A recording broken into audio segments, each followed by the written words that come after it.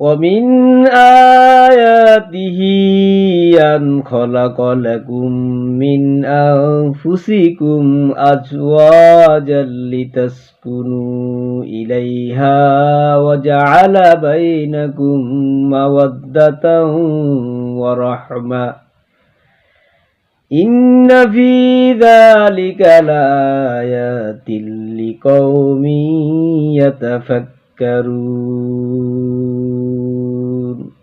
আর আল্লাহ পাকের অসংখ্য নিদর্শনাবলীর ভিতরে এটি একটি নিদর্শন যে তিনি তোমাদের ভিতর থেকে তোমাদের জন্য স্ত্রী সৃষ্টি করেছেন এবং তার ভিতরে তোমরা প্রশান্তি পাও এবং পরস্পর ভালোবাসা, মায়া, সম্প্রীতি, দয়া সৃষ্টি করেছেন।